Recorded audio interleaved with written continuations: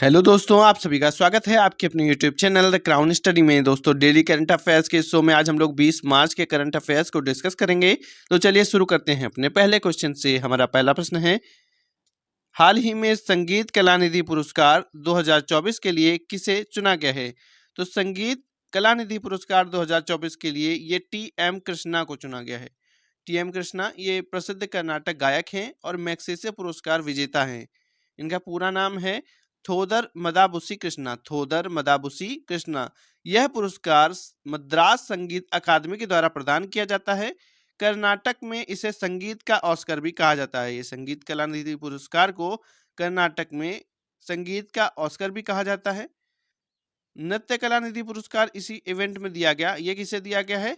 तो नृत्य कला निधि पुरस्कार डॉक्टर नीना प्रसाद को दिया गया है। डॉक्टर नीना प्रसाद को। ये नहीं टी.एम. कृष्णा। अगला प्रश्न है, हाल ही में किस राज्य की राज्यपाल तमिलिसाई सौंदरराजन ने अपने पद से इस्तीफा दे दिया है? तो ये राज्यपाल रही हैं तेलंगाना की। कहाँ की? तेलंगाना की राज्यपाल थी और साथ ही साथ ये पुडुचेरी की भी उपराज्यपाल थी। अब इन्होंने दोनों ही पद से इस्तीफा दे दिया है, राज्यपाल और उपराज्यपाल से। अनुच्छेद 153 में दोस्तों आर्टिकल 153 में कहा है कि प्रत्येक राज्य का एक राज्यपाल होगा। भारतीय संविधान में अनुच्छेद 153 कहता है कि प्रत्येक राज्य का एक राज्यपाल होगा। अच्छा, राज्यपाल नियुक्त होने के लिए आयु कम से कम कितनी होनी चाहिए? तो 35 वर्ष होनी चाहिए। कितनी होनी चाहिए? 35 वर्ष। और ये राष्ट्रपति प्रसाद पर्यंत ही अपने पद पर रहते हैं, यानी राष्ट्रपति जब तक चाहे तब तक ही ये पद पर रहते हैं। ये नहीं दोस्तों तमिलिसाई सौंदरराजन। अगला प्रश्न है, हाल ही में स्टार्टअप महाकुंभ की शुरुआत कहां पर हुई है? तो स्टार्टअप महाकुंभ की शुरुआत ये नई दिल्ली में हुई है। नई दिल्ली के भारत मंडपम में। कब से कब तक? तो 18 से 20 मार्च तक ये चलेगा। 18 से 20 मार्च तक ये इवेंट चलेगा। स्टार्टअप महाकुंभ ये भारत के स्टार्टअप इकोसिस्टम को प्रदर्शित करने के लिए जारी है। अगला प्रश्न है, हाल ही में फॉर्मूला 4 कार रेसिंग इवेंट का आयोजन कहां पर किया गया है? तो फॉर्मूला 4 कार रेसिंग इवेंट ये श्रीनगर में हो रहा है। कहां पर आयोजित हुआ है? श्रीनगर में आयोजित हुआ है। ये car racing event Zabarwan mountain range पर स्थित बुलवार्ड रोड में डल झील के किनारे ललित घाट से लेकर नेहरू पार्क तक 1.7 किलोमीटर के ट्रैक पर ये आयोजित हुआ है। फॉर्मूला 1 क्या है दोस्तों? तो फॉर्मूला 1 के मुकाबले ये जो रेस होती है फॉर्मूला 3-4 की, ये इसकी स्पीड कम होती है। फॉर्मूला 1 की स्पीड ज़्यादा होती है और फॉर्मूला 3 और फॉर्मूला 4 कार रेसिंग की स्पीड कम होती है। अभी फॉर्मूला 1 ये इस साल का पहला हुआ है, सऊदी अरेबियन ग्रैंड प्रिक्स। इसमें विजेता कौन है? तो मैक्स वर्स्टैपन है। Max Verstappen. अगला प्रश्न है, हाल ही में व्लादिमीर पुतिन कौन सी बार रूस के राष्ट्रपति चुने गए हैं? तो व्लादिमीर पुतिन ये 5वीं बार। कितनी बार? 5वीं बार ये रूस के राष्ट्रपति बने हैं दोस्तों। और इन्हें 2024 के जनरल इलेक्शन में 87% वोट्स हासिल हुए हैं। पहली बार कब बने थे राष्ट्रपति? तो 2000 में बने थे। रूस में हर 6 वर्ष में चुनाव आते हैं, हर 6 वर्ष में। इसीलिए 6 चौको 24 यानी 2024 में चुनाव फिर से हुआ है और ये अब इनका 5वां टर्म है। अगर बात करें रूस की, तो इसकी राजधानी क्या है? इसकी राजधानी है मॉस्को। राष्ट्रपति व्लादिमीर पुतिन ही बनेंगे। मुद्रा है रूबल और संसद का नाम है ड्यूमा। ये रहे व्लादिमीर पुतिन। अगला प्रश्न है, हाल ही में सरस्वती सम्मान 2023 किसे प्रदान किया गया है? तो सरस्वती सम्मान 2023 ये प्रभा वर्मा जी को। किसको दिया गया है? प्रभा वर्मा जी को दिया गया है। ये मलयाली काव्यकृति रौद्र सात्विकम है। रौद्र सात्विकम के लिए इन्हें दोस्तों ये दिया गया है। ये मलयाली काव्य कृति है। पुरस्कार किसके द्वारा दिया जाता है?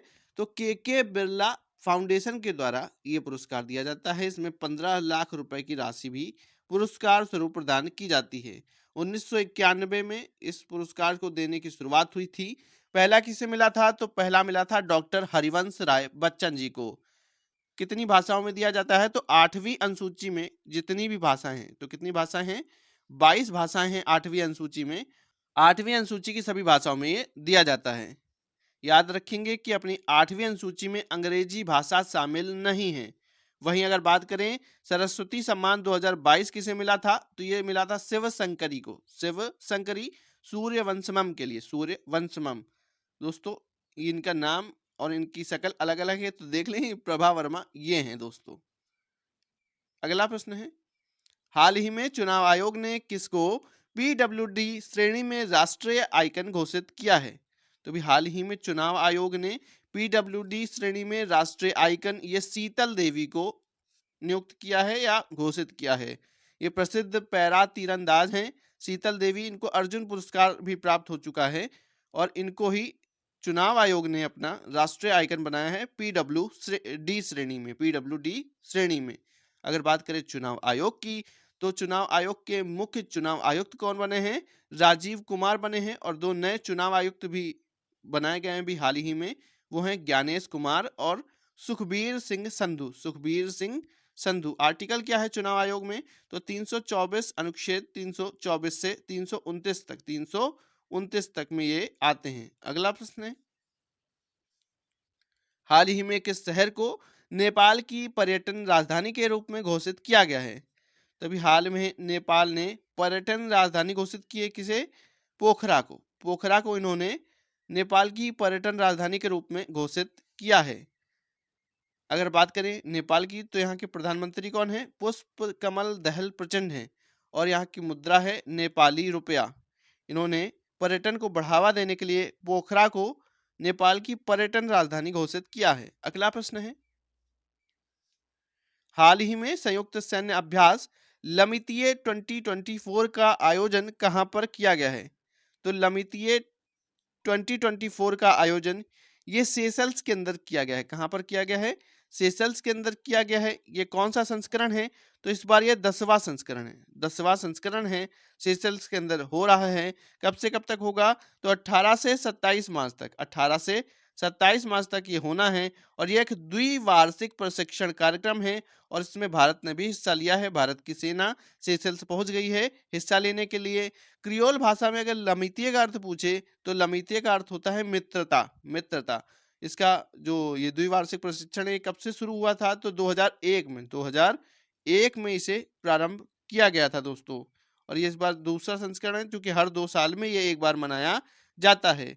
अभी सेशल्स में ही दोस्तों एक बहुराष्ट्रीय अभ्यास भी हुआ था, हम लोगों ने पढ़ा था कटलस एक्सप्रेस अभ्यास, कटलस एक्सप्रेस 2024, ये भी सेशल्स के अंदर ही मनाया गया था। अगला प्रश्न है, ये है दोस्तों एक्सरसाइज लमितिये 18 से 27 मार्च तक, ये देखो लिखा हुआ है। अगला प्रश्न है, हाल ही में जारी 10 सर्वश्रेष्ठ पनीर डेजर्ट की सूची में भारत की रसमलाई किस स्थान पर है? तो अभी एक सूची जारी की गई है 10 सर्वश्रेष्ठ पनीर डेजर्ट की, और ये रिपोर्ट जारी कौन करता है? तो एटलस नामक एक संस्था जारी करती है। इसमें पहला स्थान तो दिया गया है पोलैंड के सेरनिक को, पोलैंड के सेरनिक को। वहीं दूसरे स्थान पर भारत की रसमलाई को ये स्थान दिया गया है, यानी ये जो भारत की रसमलाई है ये दूसरे स्थान पर आती है। रसमलाई दोस्तों ये पश्चिम बंगाल मूल की एक लोकप्रिय भारतीय मिठाई है। दोस्तों अगर वीडियो अच्छा लगा हो तो वीडियो को लाइक करें, शेयर करें, चैनल को सब्सक्राइब करके बेल आइकन दबा दें। Thank you. ये रही दोस्तों रसमलाई।